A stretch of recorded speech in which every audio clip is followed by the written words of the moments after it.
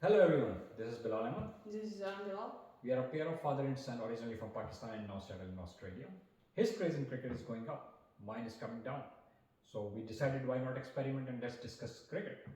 Okay, so in today's episode, we're going to be discussing the two promising sides that Pakistan and Australia have put forward for the ODI World Cup in India in a few days' time.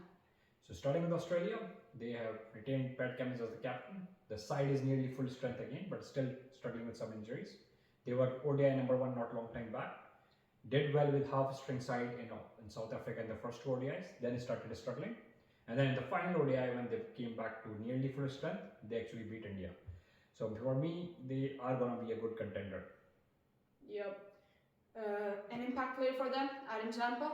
They've decided to leave out Ashton Agar and put in Marnus Labuschagne, which is a good call on the batting perspective. Marnus Labuschagne has been in excellent form, but this leaves them with only one full-time spinner.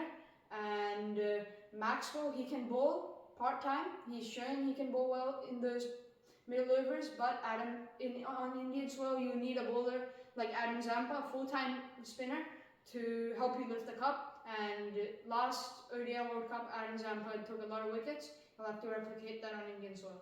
So interestingly, Australia have backed their fast bowling, which has always won them games.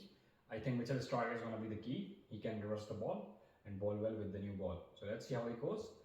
For me though, the star player will be Mitch Marsh. He's come back with a vengeance. He showed how he can play aggressively in Ashes than all the remaining series.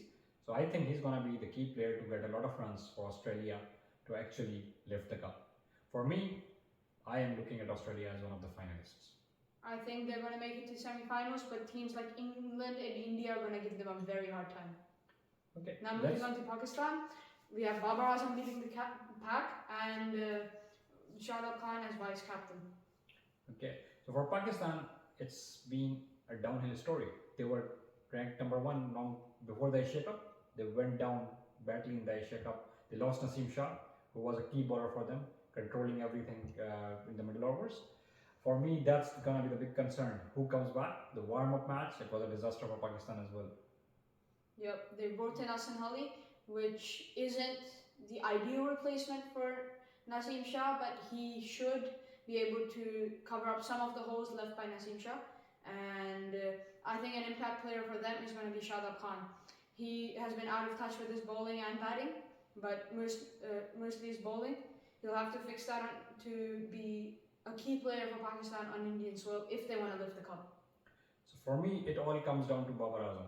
The squad they have selected is pretty much what is the strongest squad or available players. So Babar Azam now needs to really lay the Fab 5 debate to an end, and for that he needs to score big in this tournament and actually end up lifting the cup. Yep, I want an India-Pakistan final. I think they're going to make it to the semis at least, but teams like England, India and Australia have been in top touch and they are going to give them a hard time, as well as dark horses such as Sri Lanka, who had an awesome Asia Cup except for the disappointing final, New Zealand and South Africa. So I think for me, Pakistan might just make the semi-finals, but I won't bet on it because they are struggling. So that's our discussion on Australia and Pakistan. And we'll catch you in the next video where we discuss the rest of the squads for the upcoming World Cup. Stay tuned till then and see ya. Okay.